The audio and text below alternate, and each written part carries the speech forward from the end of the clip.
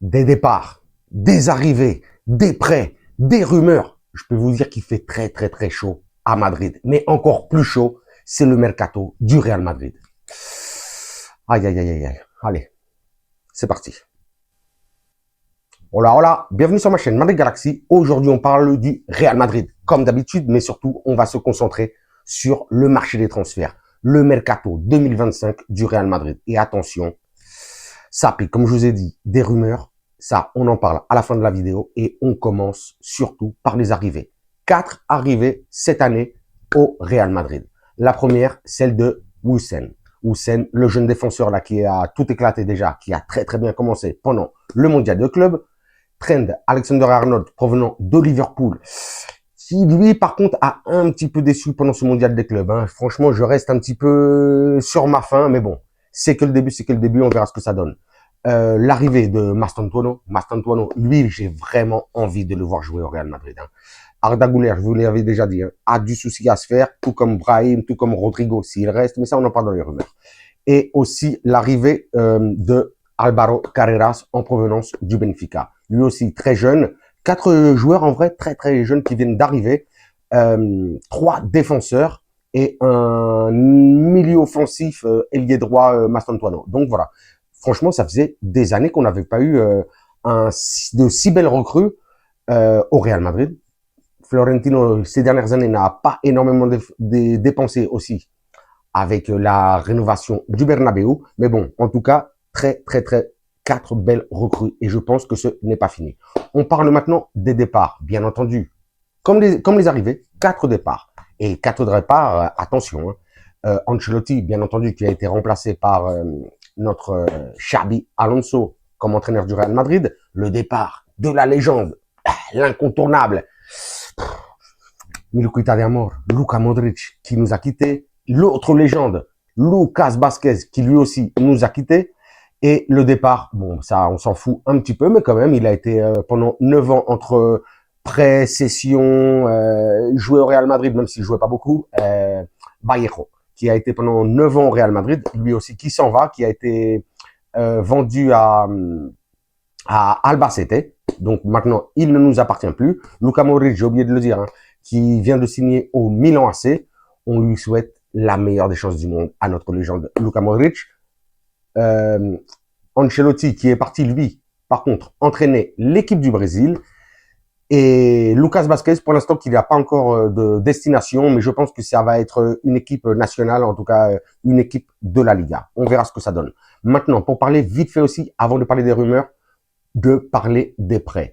Il y a le prêt, une fois de plus, une saison de plus de Nico Paz, ce milieu offensif qui est incroyable. Déjà international avec la Albiceleste, l'équipe d'Argentine, mais qui reste cette saison sous les ordres de Cesc Fabregas en Ligue italienne, dans le Calcio de l'équipe de Como. Qui d'ailleurs cette année il a fait une très bonne saison. Il aurait pu revenir, mais bon, on ne sait pas ce qui va se passer. Xabi Alonso n'a pas voulu le récupérer cette saison. Il le laisse, on va dire, un petit peu s'épanouir au Como, et ben ça fait plaisir puisque lui aussi il est très jeune, il est très bon.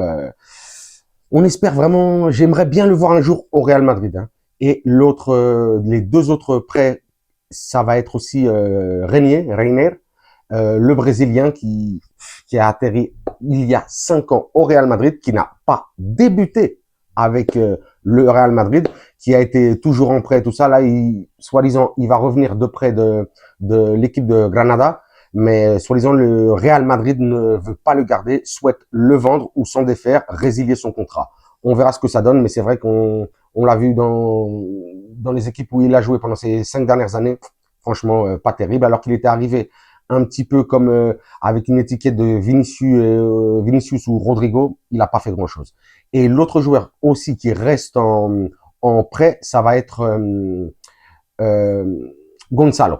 Non, Gonzalo, qu'est-ce que je dis, Gonzalo Álvaro Rodríguez, El Toro. Vous vous en souvenez, il nous avait fait une bonne saison dans quelques matchs il y a 2 ans sous les ordres de Carleton Ancelotti. Cette année, il revenait de quelle équipe il revenait? Je m'en souviens même plus. J'ai noté ça par contre. Hein. Ouais, il revenait de Getafe, il n'a pas joué énormément de minutes et là, il repart en prêt à Elche. Ça, c'est pour les prêts. Maintenant, on va parler des rumeurs. C'est ce qui nous intéresse un petit peu. Ça, c'est la sauce du foot, hein. C'est la salsa del football, hein. Il faut le dire. Qu'est-ce qui va se passer avec beaucoup de joueurs, hein, en commençant par Dani Ceballos. On voit, c'est un petit peu un cas Isco. Il a des bons moments, il a des moins bons moments. Il n'est pas titulaire indiscutable au Real Madrid, et ça depuis plusieurs saisons. Et je sens que normalement, il devrait partir avec justement les nouvelles recrues, on va dire l'éclosion de Arda Güler, l'arrivée de Mastantuono, peut-être Bellingham aussi qui doit redescendre au milieu de terrain. Il va plus avoir ce place, il va pas avoir assez de temps de jeu. Donc je pense que Ceballos est vraiment sur le départ. On l'imagine, bien entendu, hein, partir pour le Betis Séville. On verra ce que ça donne. Hendrick, on a tous beaucoup d'espérance, beaucoup d'espoir en Hendrick, mais c'est vrai que il a pas eu assez de temps de jeu. Et pour ma part, c'est vrai que lui aussi, il a 18 ans. Il peut pas rester sur le banc comme ça. Et en plus, avec, pareil, l'éclosion dans ce mondial des clubs de Gonzalo, qui nous a mis 4 buts, qui a fini meilleur buteur de ce mondial des clubs.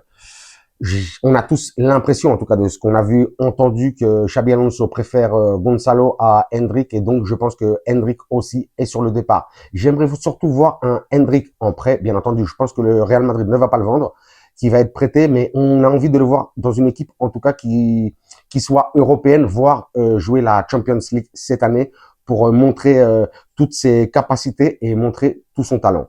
Qu'est-ce qui va se passer avec Rodrigo? Ça aussi, c'est Rodrigo Vinicius, mais surtout déjà Rodrigo. Rodrigo qui est un gros point d'interrogation. On a vu qu'il n'a pas fait une énorme saison cette année, qu'il y a eu beaucoup de problèmes, que ce soit à la fin de l'année avec Ancelotti. Là, pendant le mondial des clubs, il a pratiquement pas joué. Il avait seulement joué le premier match contre Al Hilal et il a plus joué depuis. Et on voit qu'il est sur le départ, surtout pour que le Real Madrid récupère un petit peu d'argent. S'ils veulent recruter de nouveaux joueurs, il va falloir justement se défaire de certaines figures emblématiques du Real Madrid, et en plus en attaque. On parle bien entendu de Liverpool, on parle d'un départ pour Chelsea, mais aujourd'hui, surtout, on a entendu peut-être un départ, attention, un départ pour le FC Barcelone. Ce serait horrible, hein. Ce serait horrible. Pour qu'il parte au Barça, je préfère le garder. Ça va trop m'exciter, ça va me rendre fou, hein. On verra ce que ça donne, mais je pense que Rodrigo n'a pas convaincu, en tout cas, Xabi Alonso, même si tous ses coéquipiers toujours parlent énormément bien de lui, que ce soit professionnellement et même j'allais dire en amitié, en extérieur, que c'est un super bon gars, il a une technique incroyable, mais bon, on sent que Xabi Alonso, c'est pas ça risque pas d'être un de ses premiers choix cette année, donc j'espère surtout qu'il n'aille pas au Barça, peut-être aller à Liverpool justement pour faire un petit échange qui serait avec Konaté. Konaté, ce défenseur incroyable, franchement, il est dans sa j'allais dire, dans sa meilleure saison, dans le meilleur moment de sa carrière. Un mec énorme, un rock. C'est vrai qu'il n'est pas énormément technique, on va pas se mentir, mais physiquement, il est très fort, il fait le taf, il sait jouer dans beaucoup de positions, dans plusieurs systèmes de jeu. Et lui, par contre, c'est il termine son contrat en 2026.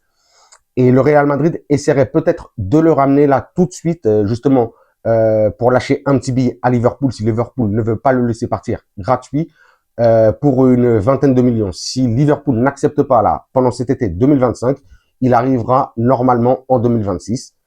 Et là aussi, justement, ça pourrait faire un petit bis-bis, un petit win-win. Rodrigo qui part à Liverpool, Konaté qui arrive, et qu'est-ce qui va se passer donc avec Alaba? Alaba qui, dernièrement, depuis son retour de blessure, n'a plus beaucoup sa place, lui aussi qui commence à avoir de l'âge. Il a perdu sa place, que ce soit sur le côté gauche ou en défense centrale. Alaba, pour moi, doit dégager parce que sinon il y a trop de centrales, de défenseurs centraux, et sur ce latéral gauche, ça va pas le faire. Là aussi, il y a nombre de latéraux. Pour parler aussi d'autres rumeurs, qu'est-ce qui va se passer avec Rudiger, Qu'est-ce qui va se passer avec Militao? Deux hommes qui, pareil, comme Alaba, reviennent de blessures. Et on voit qu'il y a trop de joueurs en défense centrale. Et même sur ce latéral gauche. Donc, il va falloir que Florentino et Xabi Alonso prennent des décisions, surtout s'il y a possibilité de ramener cette année-là tout de suite Konaté, Alaba, Rudiger, Militao. Je pense qu'il y en a deux qui doivent dégager parce qu'on sait qu'en plus, Tchouaméni, normalement, va faire partie de ce 5-3-2 ou de ce 3-5-2 dans ce nouveau système de Xabi Alonso. Et il n'y a pas de place pour tout le monde. Et en plus, c'est des joueurs qui sont énormément payés. Il va falloir faire des choix. Il va falloir faire des choix. Comme sur ce latéral gauche, avec l'arrivée de Carreras, on peut pas garder Carreras, qui normalement est appelé à devenir le nouveau titulaire sur ce latéral gauche. On peut pas garder Carreras, Fran Garcia et Ferland Mendy. Pour moi, celui qui devrait partir, c'est Fran Garcia. On verra ce que ça donne, même si c'est vrai que Ferland Mendy, avec toutes les blessures qu'il a eues, mais Ferland Mendy, le Real Madrid se sent beaucoup mieux avec Ferland Mendy en défense qu'avec Fran Garcia. Non, franchement, ça va être un mercato de fou. Vous avez vu que le Real Madrid est vraiment sur tous les fronts. C'est le feu, c'est le feu. Le mercato, en plus, là, c'est pratiquement que le début, hein. C'est jusqu'au 30 août encore. Donc, il risque d'y avoir énormément de mouvements avant de finir. C'est vrai que je sais, après, je dis, je vais faire des vidéos courtes. J'essaie de terminer rapidement. Qu'est-ce qui se passe avec Vinicius, hein? Je sais qu'il y a énormément de polémiques sur Internet, sur les réseaux, tout partout. C'est vrai qu'on est tous un petit peu déçus, mécontents, très souvent de l'attitude de Vinicius sur le terrain, en dehors du terrain, et puis surtout de son rendu de la saison dernière, qui a été très décevante, même si c'est vrai qu'il a marqué quand même un nombre satisfaisant de buts et de passes D, mais au niveau de l'association avec Kylian Mbappé en attaque depuis qu'il n'a pas reçu le ballon d'or, c'est très décevant. Si une belle offre arrive, dites-moi ce que vous pensez, si on devrait vraiment vendre Vinicius et surtout si on devrait vendre Rodrigo. C'est vrai, je sais que c'est des joueurs très jeunes, c'est surtout deux étendards du Real Madrid, mais des fois dans la vie, il faut faire des choix et surtout si certaines équipes arrivent avec du cash pour aller recruter d'autres joueurs. Il y a aussi vite fait l'envie, le besoin dans ce mercato de ramener un vrai milieu créatif. On voit que Florentino veut seulement Rodri du Manchester City. Moi, je sens que Rodri est un petit peu sur le déclin. Là, c'est vrai qu'il revient d'une blessure. Il a été ballon d'or. C'est un grand joueur. Mais cette blessure risque de lui coûter, on va dire, un petit peu la presque fin de sa carrière. Donc, pour moi, ce serait pas un très bon choix de recruter Rodrigo. Vous me dites de ce que vous pensez de ce mercato du Real Madrid, de qui devrait partir de l'équipe, qui devrait recruter le Real Madrid pour cette année, que ce soit en attaque, en défense, au milieu. Nous, on reprend l'entraînement le 4 août et on commencera la saison contre Osasuna, le premier match, le 19 août. Xabi Alonso n'aura que 15 jours pour préparer le premier match. C'est décevant. Tebas encore qui nous met des bâtons dans les roues. Le seum. Mais bon, c'est comme ça. Je m'arrête sur ça. Vous me dites de tout ce que vous avez pensé en commentaire. Comme d'habitude, je vous dirais, vous vous abonnez, vous me lâchez un commentaire, un like, un pouce. Moi, à vos commentaires, vos likes, vos pouces, je vous lâche des commentaires, des likes, des pouces. Mais bien entendu, le plus important, je vous lâche des cœurs de Real Madrid sur tous les fronts, en force. Mercato 2025, on va tout casser. Et sur ce, je vous dirai, comme d'habitude, hasta la próxima et à la Madrid.